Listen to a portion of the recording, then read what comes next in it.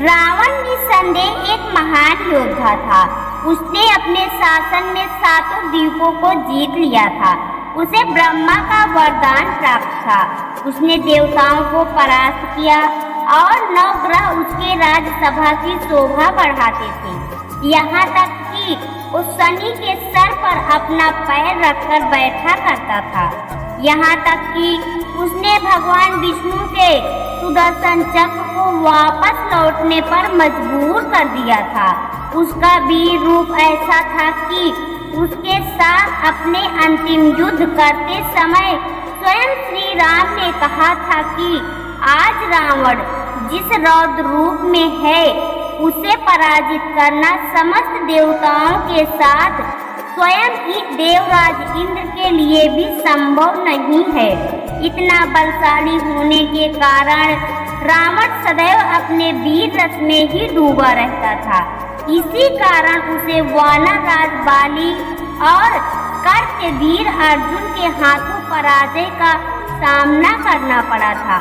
लेकिन उसने उन दोनों से कोई बैर नहीं रखा और बाली के साथ उसकी मित्रता तो विश्व प्रसिद्ध थी। इसका इतना अधिक बल ही वास्तव में उसके अभिमान और पतन का कारण बना। इसी संदर्भ में एक कथा आती है कि जब अपने बल के घमंड में रावण महाबली हनुमान से उलझ पड़ा। हनुमान के बल के विषय में कुछ कहने की आवश्यकता नहीं है। वो स्वयं महारुद्र के अंश से समस्त देवताओं का वरदान उन्हें प्राप्त था और विश्व का कोई भी अस्त्र उन्हें कोई नुकसान नहीं पहुंचा सकता था।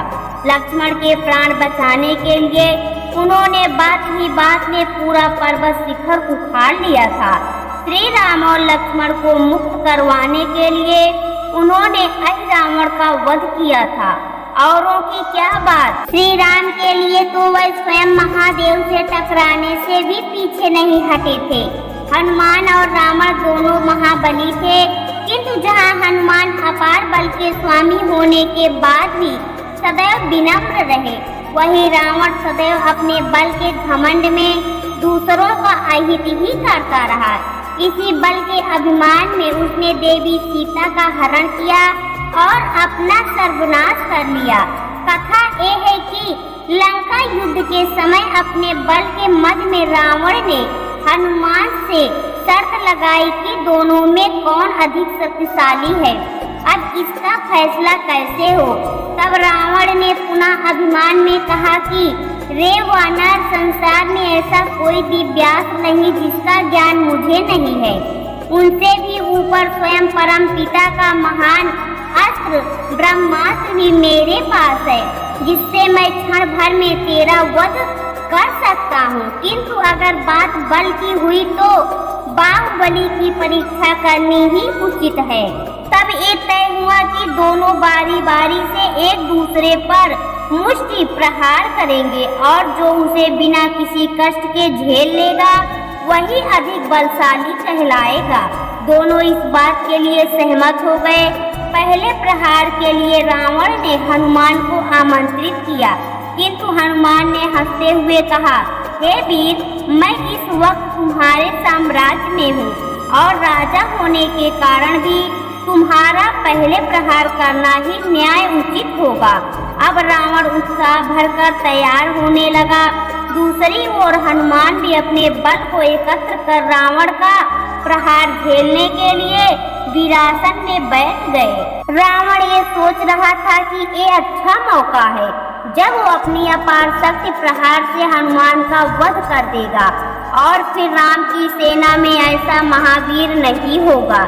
यही सोचकर उसने अपनी पूरी शक्ति से हनुमान जी पर भीषण प्रहार किया, लेकिन आश्चर्य, देवों तक को पछाड़ देने वाले उसके शक्तिशाली प्रहार को हनुमान सहज ही रूप में झेल गए। कुछ समय तक तो रावण को अपनी आंखों पर विश्वास नहीं हुआ कि उसके इतने भीषण प्रहार के बाद भी हनुमान उसी प्रकार बैठे हैं। उसका अभिमान टूटने को आया, पर उसने सोचा कि अभी उसके पास भी एक और अवसर है।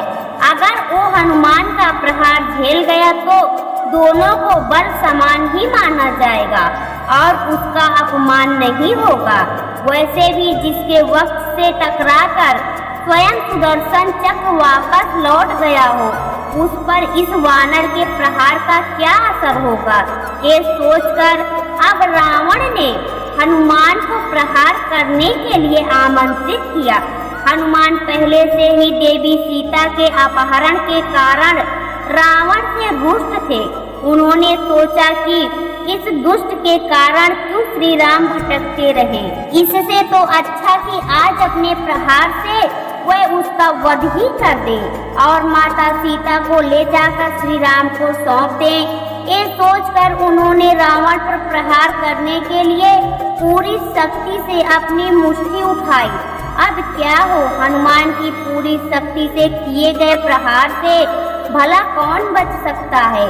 सभी देवी देवताओं ने समझा कि बस आज रावण का अंत आ गया, किंतु इससे पहले हनुमान प्रहार कर पाते, स्वयं ब्रह्मदेव अदृश्य रूप से हनुमान के सामने आए।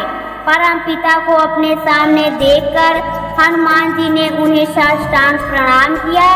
तब ब्रह्मा ने कहा, हे महाबली, ये क्या कर रहे हो? क्या तुम्हें अपने बल का ज्ञान नहीं है? तुम्हारे इस प्रहार से रावण अवश्य मृत्यु को प्राप्त हो जाएगा, और अगर ऐसा हो गया तो श्री राम का पृथ्वी पर अवतार लेना व्यर्थ हो जाएगा। इसके अतिरिक्त इससे उनका यश भी कम होगा। अतः ऐसा दुस्साहस ना करो और रावण को छोड़ दो। तब हनुमान जी ने कहा, प्रभु, आपकी आज्ञा भला मैं कैसे टाल सकता हूँ, किंतु रावण एक वीर है और मुझ पर अपनी शक्ति का प्रदर्शन कर चुका है। अतः अब अगर मैंने उस पर प्रहार न किया तो उसका अपमान तो होगा ही, साथ ही साथ श्री राम को भी उसके वध का वैसा यश नहीं मिलेगा। इसके अतिरिक्त उसे बल का घमंड तोड़ना भी आवश्यक है। अतः आप चिंता ना करें, मैं उस पर अपनी पूरी शक्ति से प्रहार नहीं करूँगा, केवल उसका अभिमान भंग कर उसे छोड़ दूंगा। हनुमान द्वारा आश्वासन दिए जाने पर ब्रह्मदेव उन्हें आशीर्वाद देकर चले गए। तब हनुमान ने केवल रावण का अभिमान तोड़ने के लिए अपने बल के 8वें अंश द्वारा ही उस पर प्रहार किया। हनुमान के 8वें अंश के प्रहार का प्रभाव ही ऐसा था कि रावण रक्त वमन करता हुआ कुछ समय के लिए मूर्छित हो गया।